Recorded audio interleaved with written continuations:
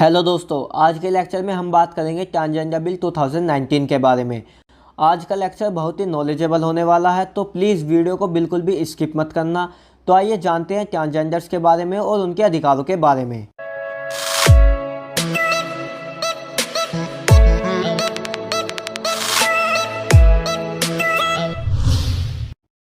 हमारे समाज में ट्रांसजेंडर्स को बहुत ही अलग नज़रिए से देखा जाता है और उनके साथ भेदभाव किया जाता है। इस लेक्चर में उनके कानूनी अधिकारों के बारे में बात करेंगे।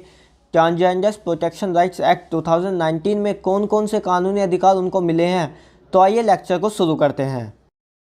सबसे पहले हमें ट्रांसजेंडर्स के बारे में पता होना चाहिए कि ट्रांसजेंडर्स कौन है और ट्रांसजेंडर्स किन्हें कहा गया है। जब भी हम किसी भी समाज की बात करते हैं तो हमें सिर्फ दो ही जेंडर की जानकारी मिलती है, ही और सी के बारे में। इस बीच में भी कुछ लोग होते हैं जिसे थर्ड जेंडर कहा जाता है।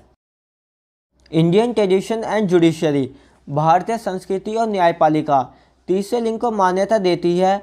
भारत में 15 अप्रैल 2014 को सुप्रीम कोर्ट ने एक तीसरे लिंग को मान्यता दी जो ना तो पुरुष है और ना ही महिला, यह कहते हुए कि तीसरे लिंग के रूप में ट्रांसजेंडर्स की मान्यता एक सामाजिक या चिकित्सा मुद्दा नहीं है बल्कि एक मानवाधिकार मुद्दा है।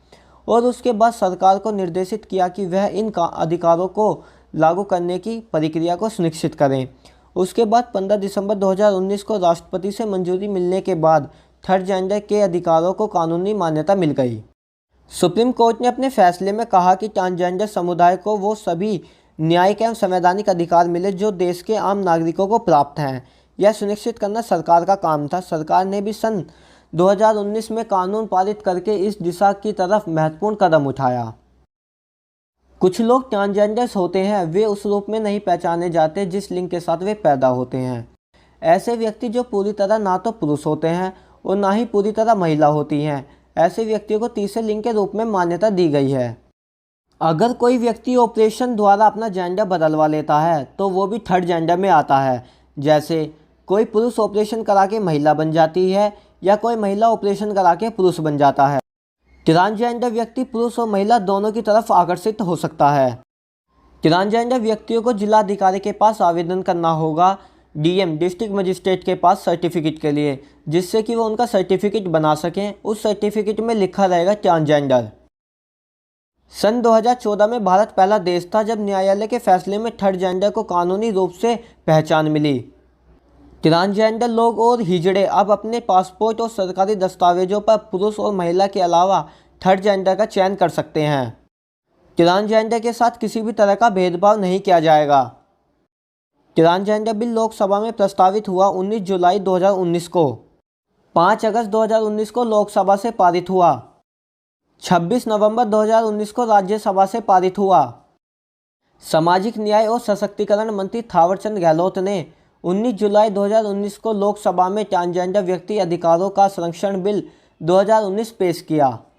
भेदभाव पर प्रतिबंध बिल ट्रांसजेंडर व्यक्तियों से भेदभाव पर प्रतिबंध लगाता है। कुछ पॉइंट्स पर हम बात करेंगे, जैसे शिक्षा, रोजगार, स्वास्थ्य सेवा, सार्वजनिक स्तर पर उपलब्ध उत्पादों, सुविधाओं और अवसरों तक पहुंच और उसका उपयोग, कहीं आने जाने का अधिकार, किसी प्रॉपर्टी में निवास करने का अधिकार, घूमने का अधिकार, निवास करने का अधिकार, किराए पर आवास लेने या संपत्ति लेने का समान अधिकार, सार्वजनिक या निजी कार्यालय में काम करने का समान अधिकार। शिक्षा, सरकार द्वारा वित्त पोषित या मान्यता प्राप्त शैक्षणिक संस्था भेदभाव किए बिना ट्रांसजेंडर व्यक्तियों को समावेशी शिक्षा, खेल एवं मनोरंजन की सुविधा प्रदान करेंगे। ट्रांसजेंडर कहीं भी रेंट पर मकान लेकर रह सकते हैं, कहीं भी अपने नाम से प्रॉपर्टी खरीद सकते हैं। उन्हें कोई काम पर रखने से मना नहीं कर सकता। इन्हें यह कहकर मना नहीं किया जा सकता कि वो ट्रांसजेंडर हैं या हिजड़ा किन्नर कम्युनिटी से आते हैं। उनके अधिकारों को पूरी तरह से प्रोटेक्ट किया गया है इस कानून में। रोजगार, एम्प्लॉयमेंट, कोई सरकारी या निजी संस्था रोजगार से जुड़े मामलों जैसे भर्ती, पदोन्नति इत्यादि में किसी ट्रांसजेंडर व्यक्ति से भेदभाव नहीं कर सकती। अगर संस्था में 100 से अधिक व्यक्ति कार्य करते हैं तो उसे अपेक्षा की जाती है कि वह एक्ट के तहत मिलने वाली शिकायतों से निपटने के लिए एक शिकायत निवारण अधिकारी को निर्देशित करेगा। प्रत्येक ट्रांसजेंडर व्यक्ति को अपने परिवार में रहने और उसमें शामिल होने का अधिकार है। अगर किसी ट्रांसजेंडर व्यक्ति का निकट परिवार उसकी देखभाल करने में अक्षम है तो उस व्यक्ति को न्यायालय के आदेश के बाद पुनर्वास केंद्र में भेजा जा सकता है। यह अधिनियम ट्रांसजेंडर व्यक्तियों के लिए एक राष्ट्रीय परिषद national council for transgender person NCT की स्थापना का प्रावधान करता है। एनसीटी काउंसिल में कौन कौन रहेगा? First, union minister for social justice, chairperson. Second, minister of state for social justice, vice chairperson. Third, security of the minister of social justice. Fourth, one representative from ministers health, home affairs and human resources development. एक representative होगा नीति आयोग से, एक होगा NHRC से, national human right commission से। State government राज्य सरकार से भी होंगे। 5 मेंबर ट्रांसजेंडर कम्युनिटी से होंगे। 5 एक्सपर्ट एनजीओ से होंगे, नॉन गवर्नमेंटल ऑर्गेनाइजेशन। इस काउंसिल का काम होगा केंद्र सरकार को एडवाइस करना regarding policy, regulation and project जो भी ट्रांसजेंडर लोगों के लिए चलाए जा रहे हैं। एनसीटी में कंप्लेंट कर सकते हैं। अगर इस बिल के इस एक्ट के प्रावधान फॉलो नहीं हो रहे हैं तो आप कंप्लेंट एनसीटी तक ले जा सकते हैं। अपराध और दंड। ट्रांसजेंडर व्यक्तियों से भीख मंगवाना, बलपूर्वक या बंधुआ मजदूरी करवाना, इसमें सार्वजनिक उद्देश्य के लिए अनिवार्य सरकारी सेवा शामिल नहीं है। उन्हें सार्वजनिक स्थान का प्रयोग करने से रोकना और उनका शारीरिक, यौन, मौखिक, भावनात्मक और आर्थिक उत्पीड़न करना, इन अपराधों के लिए सज़ा 6 महीने से 2 वर्ष तक की है और जुर्माना भी भरना पड़ सकता है। ट्रांस वुमेन और ट्रांस मैन में क्या अंतर है? ट्रांस वुमेन, एक ट्रांस महिला वह होती है जो पुरुष के रूप में पैदा होता है लेकिन महिला के रूप में पहचानी जाती है। ट्रांस मैन, एक ट्रांस पुरुष वह होता है जो महिला के रूप में पैदा होती है लेकिन पुरुष के रूप में पहचाना जाता है। क्या होता है LGBTIQ? एल, लेस्बियन, जब एक औरत को एक औरत से ही प्यार हो तो उन्हें लेस्बियन कहते हैं। आमतौर पर माना जाता है कि किन्हीं 2 लेस्बियन पार्टनर्स में एक का व्यक्तित्व आदमी जैसा होगा जिसे बुच कहा जाता है। वो पैंट शर्ट पहनती होंगी और छोटे बाल रखना पसंद करेंगी। दूसरी पार्टनर की शख्सियत औरत जैसी होगी जिसे फेम कहा जाता है। वो स्कर्ट, सूट, साड़ी पहनती होगी और लंबे बाल रखना पसंद करेगी। पर यह पुरानी सोच है। किन्हीं 2 लेस्बियन पार्टनर्स में कैसी भी शख्सियत हो सकती है। एक आदमी जैसी और एक औरत जैसी होना ज़रूरी नहीं है। गे, जब एक आदमी को एक आदमी से प्यार हो तो उन्हें गे कहते हैं। जब एक पुरुष दूसरे पुरुष की तरफ अट्रैक्टिव हो उसे गे कहा जाता है। बाइसेक्सुअल, जब किसी मर्द या औरत को मर्द और औरत दोनों से ही प्यार हो तो उन्हें बाइसेक्सुअल कहते हैं। यानी एक मर्द भी बाइसेक्सुअल हो सकता है और एक औरत भी बाइसेक्सुअल हो सकती है। दरअसल एक इंसान की शारीरिक चाहत तय करती है कि वो LGB है, वहीं एक व्यक्ति का शरीर यानी उनके जन्नांग तय करते हैं कि वो TIQ है। ट्रांसजेंडर, वो इंसान है जिनका शरीर पैदा होने के वक्त कुछ और था और जब वो बड़े होकर खुद को समझे तो जन्म के समय से विपरीत महसूस करने लगे। पैदा होने के वक्त बच्चों के निजी अंग पुरुषों के थे और उसे लड़का माना गया, पर समय के साथ उसने खुद को समझा और पाया कि वो तो लड़की जैसा महसूस करते हैं, यानी वो ट्रांसजेंडर हैं। उसी तरह से पैदा होने के वक्त बच्चे के निजी अंग औरतों के थे और उसे लड़की माना गया, पर समय के साथ जब उसने खुद को समझा और पाया कि वो तो लड़का जैसा महसूस करते हैं तो वो ट्रांसजेंडर हैं। कुछ ट्रांसजेंडर अपने मन की पहचान के हिसाब से अपना पहनावा बदल लेते हैं। उन्हें क्रॉस ड्रेसर भी कहा जाता है। जो ट्रांसजेंडर इसके लिए अपने शरीर में दवाओं और ऑपरेशन जैसे हार्मोन रिप्लेसमेंट थेरेपी और सेक्स रीअसाइनमेंट सर्जरी के जरिए बदलाव करवाते हैं उन्हें ट्रांससेक्सुअल कहा जाता है। एक ट्रांसजेंडर व्यक्ति अगर आदमी या औरत से ही प्यार करे तो वो सिर्फ ट्रांसजेंडर कहलाता है, पर अगर वो समलैंगिक चाहत रखे तो उसके मुताबिक वो लेस्बियन ट्रांसजेंडर, गे ट्रांसजेंडर या बाइसेक्सुअल ट्रांसजेंडर हो सकता है।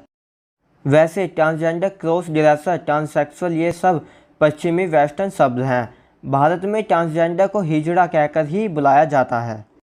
हिजड़ा एक खास समुदाय का नाम है जिनके अपने कायदे, तौर तरीके और परिवार की तरह एक दूसरे का ख्याल रखने की सभ्यता जुड़े हैं। हिजड़ा, अरावनी, कोठी, शिवशक्ति और जोगती हिजड़ा ये देश के अलग अलग हिस्सों में रह रहे ऐसे समुदायों के स्थानीय नाम हैं। इंटरसेक्स, जन्म के समय जिस व्यक्ति के निजी अंगों से यह साफ नहीं होता कि वो पुरुष है या औरत, उन्हें इंटरसेक्स कहते हैं। डॉक्टर को उस वक्त जो सही लगता है उस बच्चे को उसी लिंग का मान लिया जाता है और वैसे ही बड़ा किया जाता है।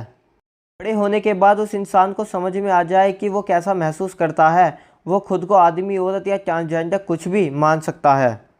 साल 2014 में सुप्रीम कोर्ट ने अपने फैसले में ट्रांसजेंडर को तीसरे लिंग की पहचान दी, जिसके तहत उन्हें नौकरियों, शिक्षा में आरक्षण दिए जाने की सिफारिश की। इस फैसले के मुताबिक थर्ड जेंडर यानी तीसरे लिंग में ट्रांसजेंडर, ट्रांससेक्सुअल, क्रॉस ड्रेसर और इंटरसेक्स ये सभी शामिल हैं। क्वेयर, जो इंसान ना अपनी पहचान तय कर पाए और ना ही शारीरिक चाहत यानी जो ना खुद को आदमी, औरत या ट्रांसजेंडर मानते हैं और ना ही लेस्बियन, गे या बाइसेक्सुअल, उन्हें क्वेयर कहते हैं। क्वेयर के क्यू को क्वेश्चनिंग भी समझा जाता है, यानी वो जिनके मन में अपनी पहचान और शारीरिक चाहत पर अभी भी बहुत सवाल हैं। एनसीटी काउंसिल में कौन कौन रहेगा? First, union minister for social justice, chairperson. Second, minister of state for social justice, vice chairperson. Third, security of the minister of social justice. Fourth, one representative from ministers health, home affairs and human resources development. एक representative होगा नीति आयोग से, एक होगा NHRC से, national human right commission से। State government राज्य सरकार से भी होंगे। 5 मेंबर ट्रांसजेंडर कम्युनिटी से होंगे। 5 एक्सपर्ट एनजीओ से होंगे, नॉन गवर्नमेंटल ऑर्गेनाइजेशन। इस काउंसिल का काम होगा केंद्र सरकार को एडवाइस करना regarding policy, regulation and project जो भी ट्रांसजेंडर लोगों के लिए चलाए जा रहे हैं। एनसीटी में कंप्लेंट कर सकते हैं। अगर इस बिल के, इस एक्ट के प्रावधान फॉलो नहीं हो रहे हैं तो आप कंप्लेंट एनसीटी तक ले जा सकते हैं। इसलिए जुड़े रहिए आकाश एलएलबी चैनल से। जिसने अभी तक चैनल सब्सक्राइब नहीं किया वो चैनल सब्सक्राइब करें और बेल आइकन प्रेस करें, जिससे कि हमारी सारी वीडियो के नोटिफिकेशन आप तक ज़रूर पहुँचे और अपने राइट सभी को पता होने चाहिए। मिलते हैं जल्दी नेक्स्ट वीडियो में, जब तक के लिए टेक केयर।